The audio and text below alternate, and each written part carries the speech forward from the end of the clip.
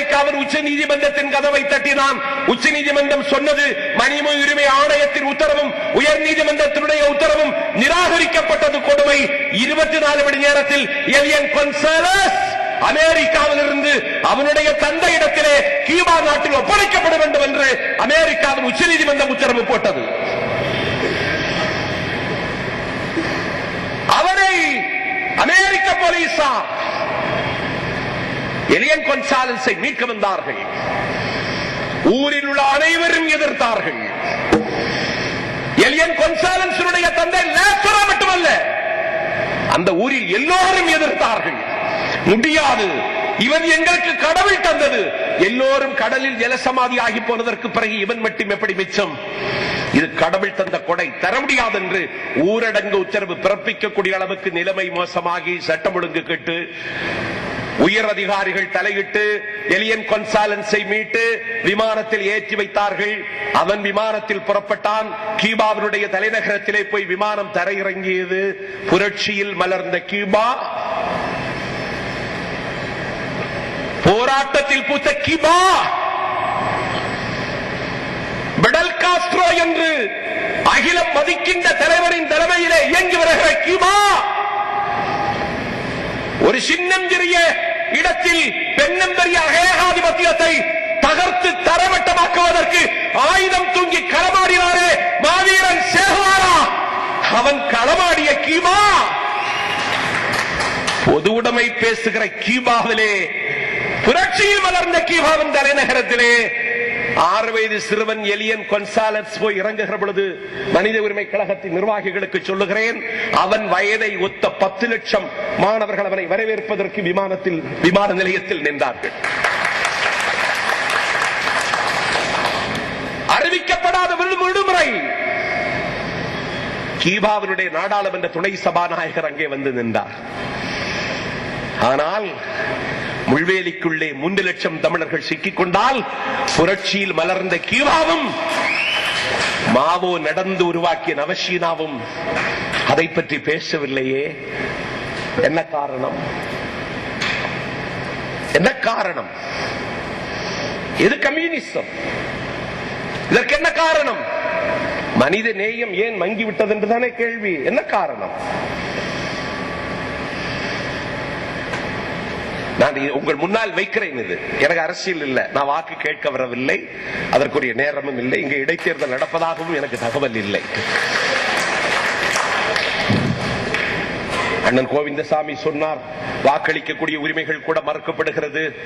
நான் வாக்கு கேட்க போறேன், 25 ஓட்டு இருக்கிறது, எவ்வளவு ரூபாய் தருவேன் என்று கேட்டார்கள் என்று. இது பரவாயில்லை. தேர்தலை புறக்கணித்து விட்டு நான் கம்பத்திலே போய் நாங்கள் தேர்தலை புறக்கணித்திருக்கிறோம், எங்களுக்கு ஆதரவு தர வேண்டும் என்று ஒரு ஊரிலே போய் நின்று கேட்டேன்.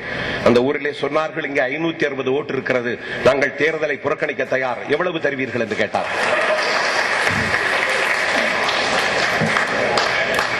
ஆகவே கம்பத்திற்கு திருப்பூர் பரவாயில்லை,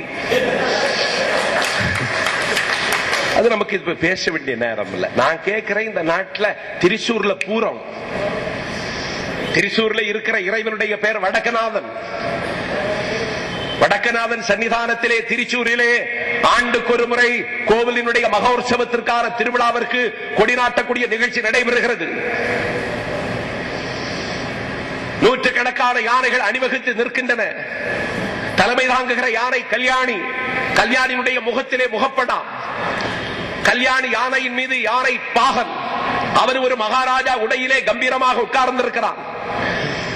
திரிசூர் வடக்கநாதன் கோவில் மகோற்சவத்திற்கு கொடியேற்ற வேண்டும். கொடியேற்றக்கூடிய நிகழ்ச்சிக்கு மனோகரமான மலையாள மண்ணினுடைய பாரம்பரியமான கலை அடையாளம் என்று பேசப்படக்கூடிய செண்டை மேளம் கொட்டு முழக்குகிறார்கள். அந்த கொடிமரத்தை இந்த யானை தான் அந்த குழியிலே நட வேண்டும். தும்பிக்கையிலே அந்த யானை கொடிமரத்தை சுமந்து கொண்டு யானை பட்டாள நடை நடந்து வருகிறது. குழிக்கு கிட்ட யானை வந்துவிட்டது. கொடிமரத்தை அந்த குழியிலே நட வேண்டும். செண்டை மேளத்தை கொட்டி ஆயிரக்கணக்கான பெண்கள் ஒரே நேரத்தில் 3 முறை குரவை சத்தம் எழுப்பிய மாத்திரத்திலே அந்த குழியிலே யானை அந்த கம்பை அந்த கொடி மரத்தை அந்த குழியிலே நட வேண்டும். யானை அசையாமல் நின்றது. யானை பேசாமல் நின்றது.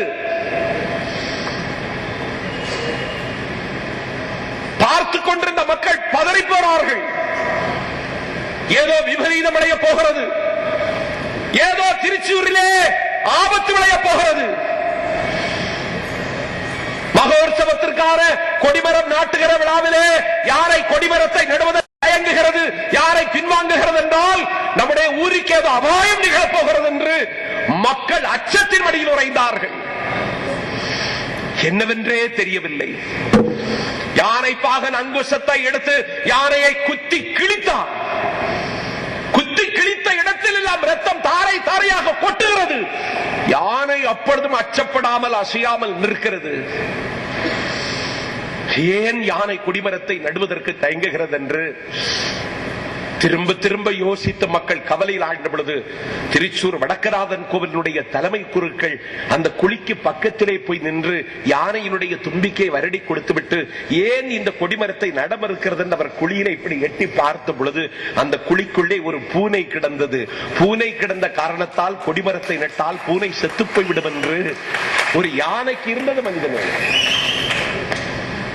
யானைக்கு இருக்கிற மனிதநேயம் மனிதர்களுக்கு இல்லையே. என் தேசத்தை கட்டியாளக்கூடியவர்களுக்கு இல்லையே.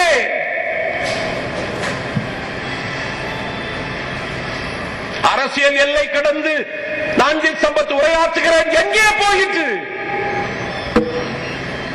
எது மனிதநேயம்? அண்ணா முதலமைச்சர், அண்ணா முதலமைச்சராக இருந்த நேரத்திலே கடல் கடந்து வெளிநாட்டு பயணம் மேற்கொண்டார்.